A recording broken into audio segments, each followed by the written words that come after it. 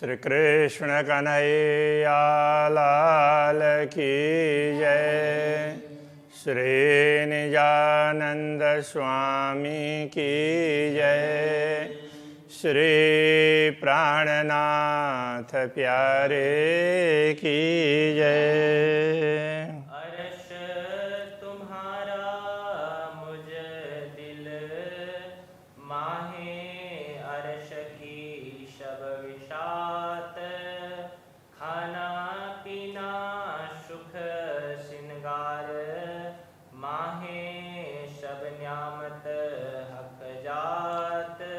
माहे सब न्यामत हक जात।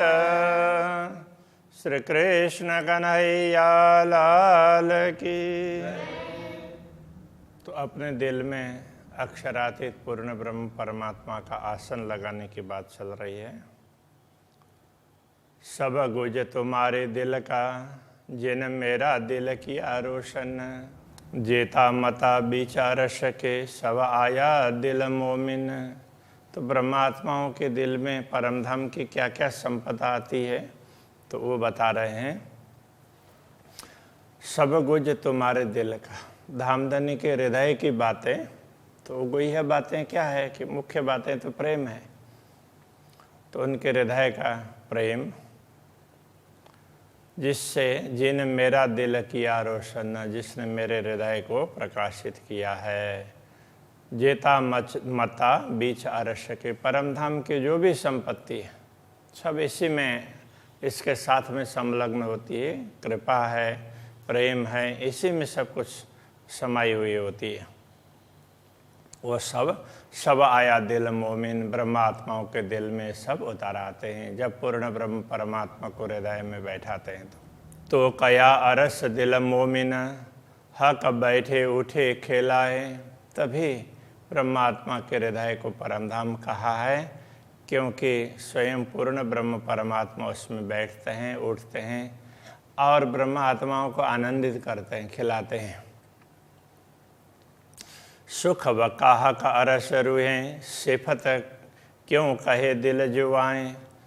सुख बक्का सुख, परमधाम का अखंड सुख ब्रह्मात्माओं के लिए, ब्रह्मात्माओं को जो अखंड सुख प्राप्त होता है कि उस विषय में सिफत क्यों कहे दिल जुआएं। ये दिल अथवा ये नश्वर जगत का दिल या इस शरीर की जिह्वा के द्वारा उस सुख का वर्णन नहीं हो सकता है।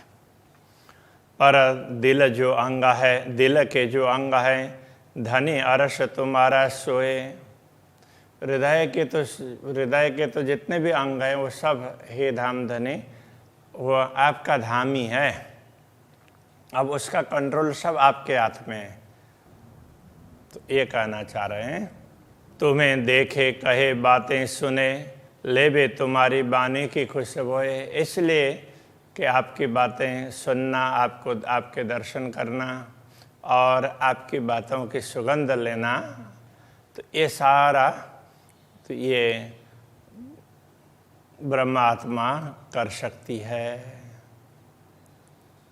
तो हृदय में आप बैठे हैं तो फिर ब्रह्मात्मा को सब कुछ आप ही आप दिखते हैं।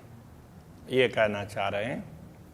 पिए तुम्हारी सुराही का ले स्वाद फूल शराब।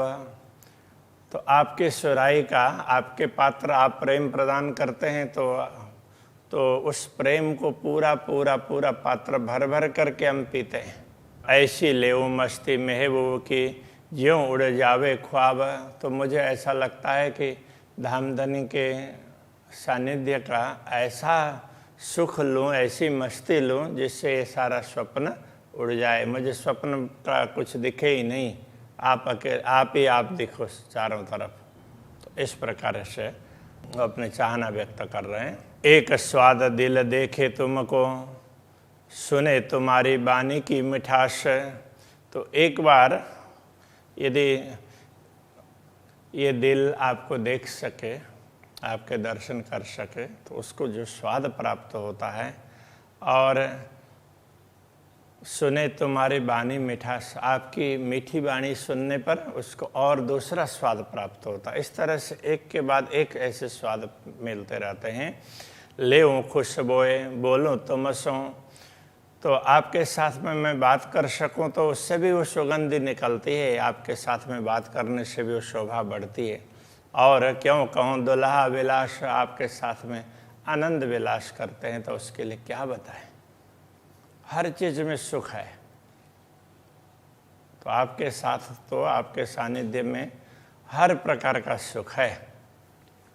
जेता सुख तुम्हारे अर्श में सो सब हमारे दिल, तो आप जहाँ बैठते हैं तो वो परम धाम, आप दिल में बैठेंगे तो परम धाम के सारे सुख हमें प्राप्त होंगे, वो हमारे दिल में उतर आएंगे। ए सुख रूह मेरी ले वही, जो दिए इन अर्श में मिल, तो ये सुख ब्रह्मात्मा मेरी आत्मा लेती है, जो इस धाम में हृदय को ही आपने धाम बनाया है, तो हृदय धाम, हृदय के साथ में वो ओतप्रोत बनी है, मतलब उसको हृदय से ही सब कुछ दिखता है। तो इस हृदय में ही पूर्ण ब्रह्म परमात्मा बैठे हैं ये दिखता है, तो उनको ये सब होता है।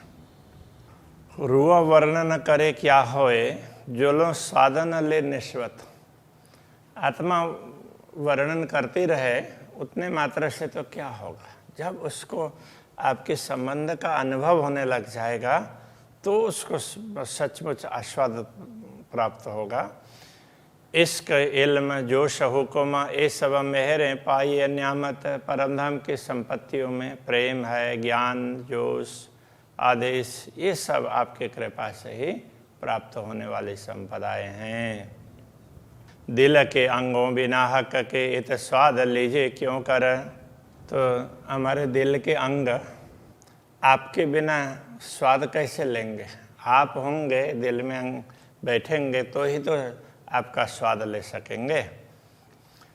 देखे सुने बोले बिना, तो क्या अरस नाम धराया धनी बिगर, देखे सुने बोले बिना, देखें सुने बोले तो उसके बिना तो और आपकी उपस्थिति के बिना इस दिल को केवल नाम रखने से तो नहीं होगा ना।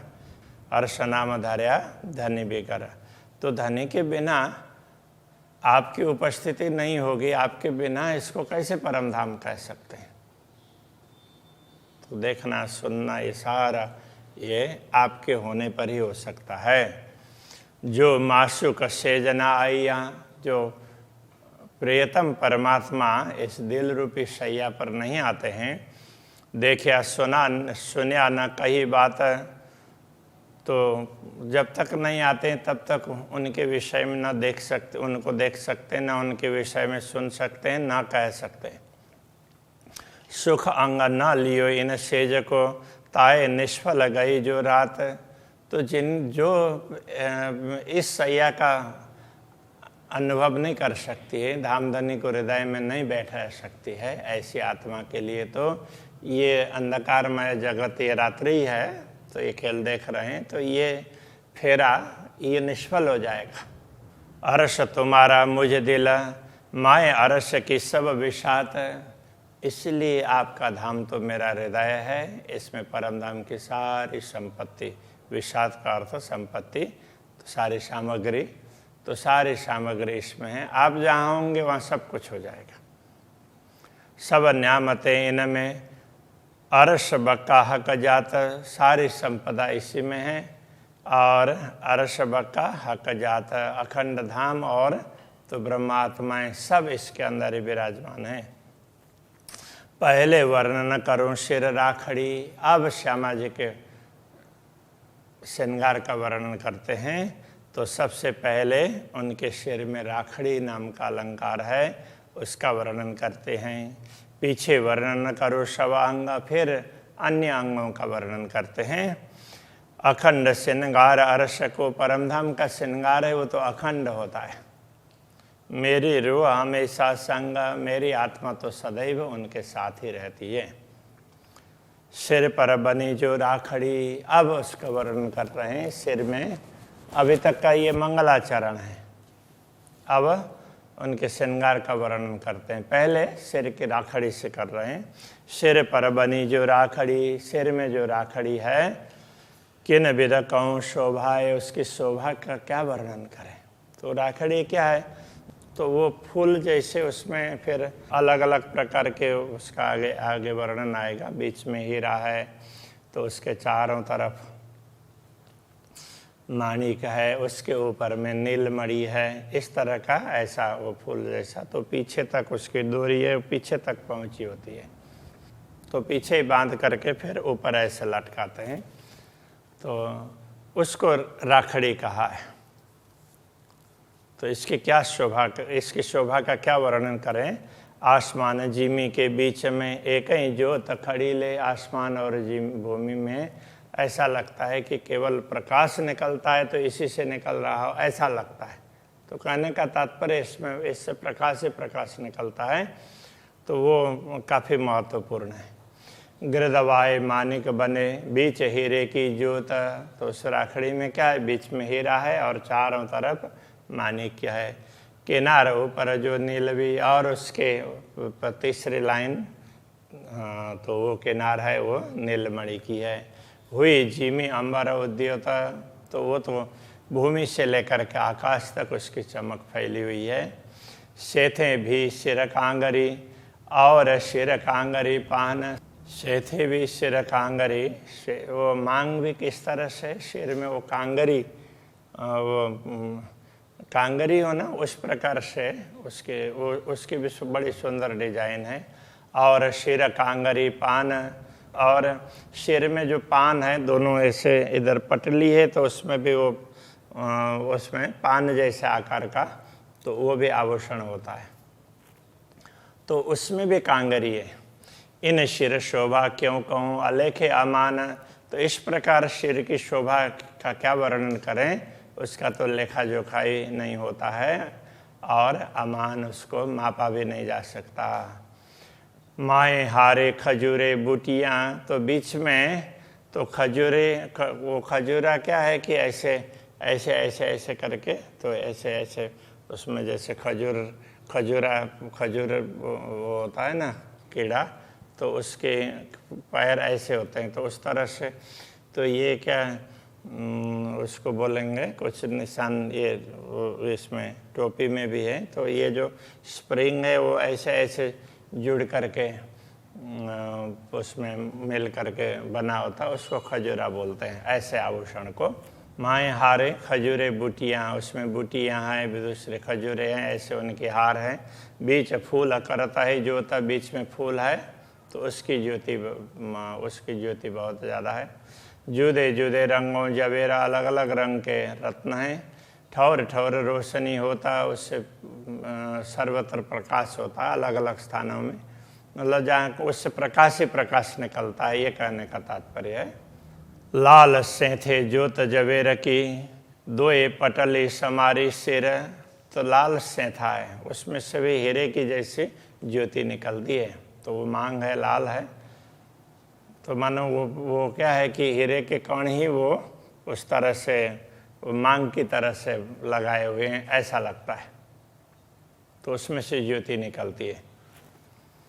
दोए पटली समारी सिर, तो सिर में दोनों तरफ, उसमें मांग के दोनों तरफ पटली है, वो सुंदर बनी है। बनी नगन की कांगरी, उसमें अलग अलग प्रकार के रत्नों की कांगरी है। बल बल जाऊं फेर फेर, तो उसमें बार बार उसको देखते रहते हैं, तो देखते ही रहें ऐसा लगता है, उसके प्रति समर्पित होते हैं। नीलवट पर सर मोती ने की, ललाट पर मोती की लड़ियां लटकी हुई है, तो ऐसे लड़ियां ऐसे सीधी वो भी होती है, और इस प्रकार की वो 3 ऐसे सर है, तो वो तो यहाँ पर लगाई हुई है, तो उसके लिए वो बता रहे हैं। तो वो मोती की सर है, ऊपर नीलवी, बीच मानिक, 3 सर हैं, तो 3 ऐसी लड़ियाँ हैं, तो नीचे के मोती के बीच में मानिक है और ऊपर नीलमणि है। 2 तरफ हों तीनों सरें, तो तीनों सर है वो मांग से दोनों तरफ फैले हुए हैं, तीनों बराबर माफक, तो वो मांग से तीनों एक ही लंबाई तक पहुँचे हैं, वो दोनों तरफ एक जैसे हैं। इन तीनों पर कांगरी बनी से थे बराबर। इन तीनों के ऊपर भी कांगरी जैसी बनी हुई है कि जो मांग के साथ में उसकी शोभा दिखाई देती है। पान कटाव से थे पर, और मांग पर वो पान भी है, उसमें भी कटाव का मतलब वो कार्विंग करके बनाया हुआ इस प्रकार का वो पान है, वो आभूषण ही है। ये जुगत कहूँ क्यों कर, वो कितने सुंदर तरीके से बना, उसका क्या वर्णन करें, उसकी शोभा ही विशिष्ट प्रकार की है। मानिक मोती नीलवी है हीरा पुखराज, तो उसमें मानिक मोती नीलमणि हेम हीरा पुखराज इस प्रकार के अलग अलग रत्न जड़े हुए हैं। इन मुख शोभा क्यों कहूँ शिर खूबी रही विराज, ये राखड़ी है, ये राखड़ी के लिए वर्णन कर रहे हैं। इसमें इसका वर्णन क्या करें, इसमें तो सारे रत्न आ जाते हैं। बीच फूल कटाव कई राखड़ी के गिर दबाए, तो उस राखड़ी के बीच में क्या है कि बीच में फूल जैसा लगता है, उसके चारों तरफ फिर अलग अलग रत्न ऐसे हैं। ये जुगत बनी मूल बेनी, तो ये युक्ति ऐसे आगे बढ़ती बढ़ती मूल बेनी तक पहुंची है। ये जुगत बनी मूल बेनी लगा, बेनी तक इसकी ऐसी शोभा है। गूथी नंग मोती बेन बनाए, तो इस प्रकार इसको गूथा है अलग अलग प्रकार के मोती और रत्न से। तो मानो आगे जाकर के वो वेणी है, वेणी वो चोल्ठों को बोल रहे हैं, तो वो उसी तरह से, तो उसको उस तरह से बना है। तीन नंग रंग गोफने, तीन रंग के रत्न वो गोफने क्या है कि वो केश को वो करने के लिए ना, तो केश की वो चोटी बनाने के लिए, तो जैसे कई लोग धागे का इस्तेमाल करते हैं, तो उस प्रकार का ये उसको गोफन बोलते हैं। तो ये वैसे साधारण धागा नहीं, उसमें तो सारे रत्न के ही वायर उस तरह से लगे हुए हैं, वो एकदम कोमल है। तीन रंग के हैं, क्योंकि तीन वो चोटली में वो तीन ऐसे होते हैं ना, तो उसको ऐसे मोड़ करके बनाते हैं। तीन एक में तीन रंग, उनमें एक में तीन रंग हैं। हीरा मानिक नीलवी, उसमें हीरे का भी रंग दिखाई देता है, मानिक का भी और नीलमणि का भी। शोभित कंचन संगा, तो वो सोने के साथ में सारे रंग सुशोभित हैं। तीनों गोफन घुंघरी, तीनों उसमें गोफन में तो वो घुंघरी बांधी है। बेनी गुथी नहीं जुगत, इस प्रकार वो बेनी कहीं नए तरीके से गुथी हुई है वो चोटी। बल जाऊं देख के रोए होए नहीं त्रपत, तो देख करके आत्मा को कभी तृप्त नहीं होती है, और उसी को देखते रहे, उसी में समर्पित होते रहे, ऐसा आत्मा सोचती है। चारों बंद बेनी तले नीले पीले शोभित, बेनी के नीचे चार ऐसे बंद, तो उसको बांधते हैं, तो वो बंद है, तो वो चार ऐसे बांधे हुए सुशोभित होते हैं, उसमें नीला पीला रंग है, ऐसे रत्न है। शोभे नरम बंद चोलिया के, फिर तो बेनी के नीचे ना चार बंद, ये चोली के बंद हैं, चार बंद हैं, तो वो उसमें भी अलग अलग रंग है, नीले पीले ऐसे। शोभे नरम बंद चोलिया के, खूबी साड़ी तले देखत, तो ये सब अंदर हैं और बाहर से साड़ी ऐसे ओढ़ी हुई है, तो पीछे से ये दिखता है तो बड़ी सुंदर शोभा दिखाई देती है। बेन शोभित गौर पीठ पर, वेणी है वो चोटी है, वो ये गौर पीठ पर बड़ी शोभा देती है।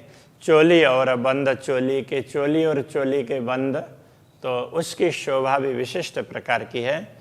सब देत देखाई साड़ी मैंने, इन सब की शोभा साड़ी के अंदर से दिखाई देती है। सब शोभा लेत सनंद है, तो ये देख करके बड़ा आनंद आता है इस शोभा को लेकर के।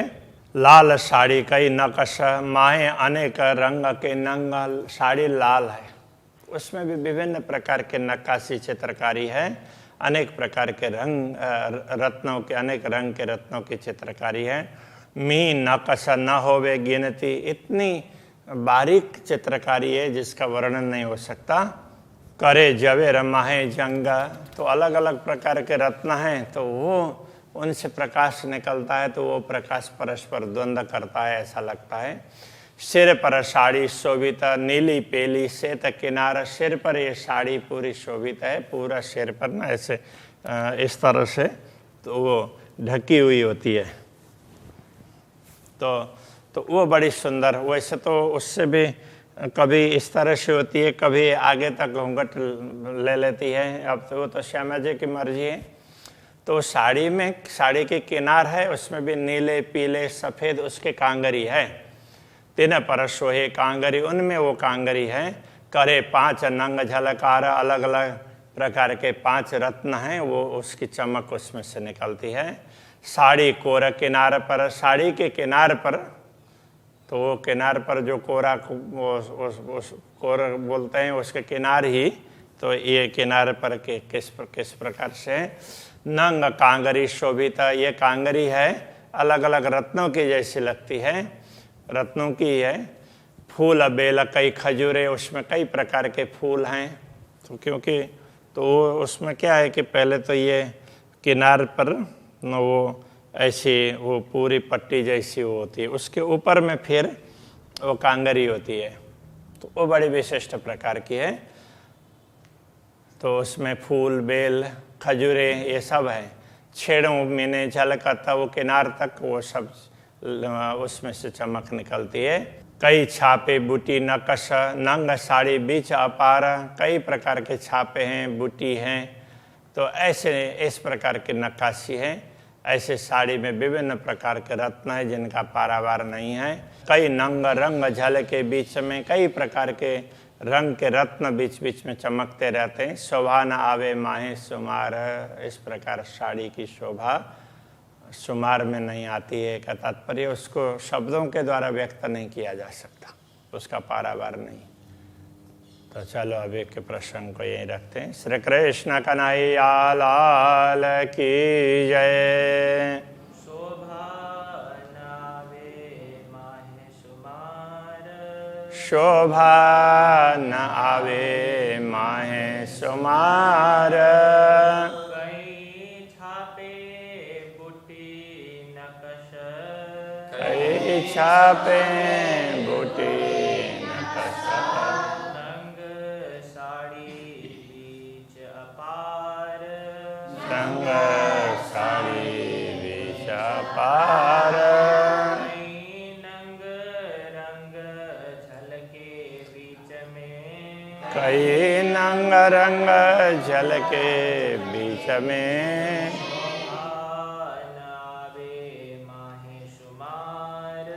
शोभा न आवे माहे सुमार, शोभा नावे माहे सुमार, शोभा न आवे माहे सुमार। बोलिए श्री कृष्ण कन्हैया लाल की, सद्गुरु महाराज की, श्री प्राणनाथ